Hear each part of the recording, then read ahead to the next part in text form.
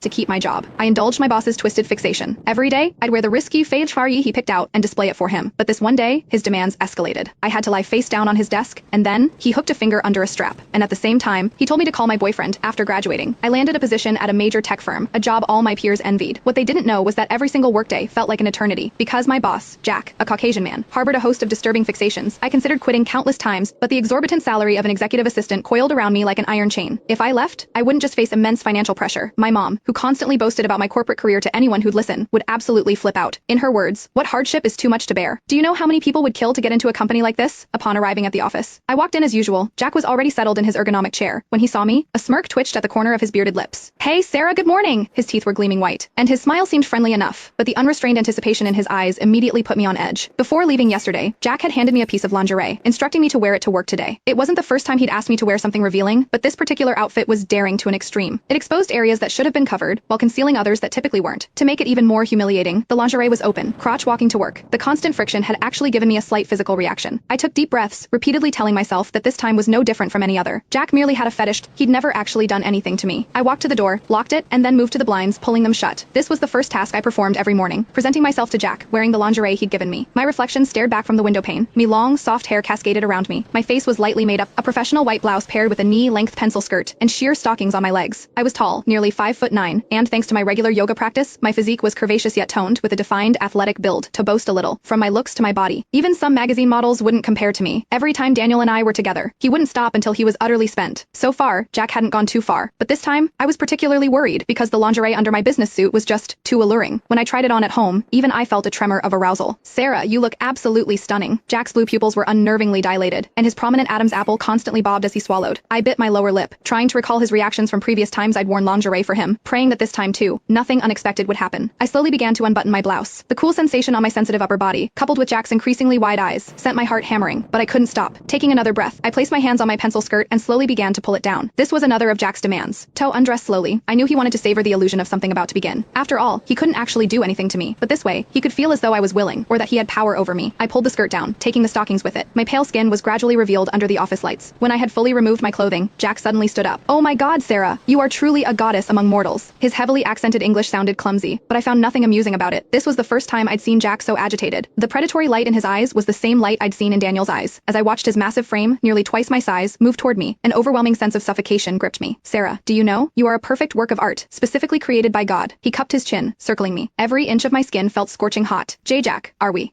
done?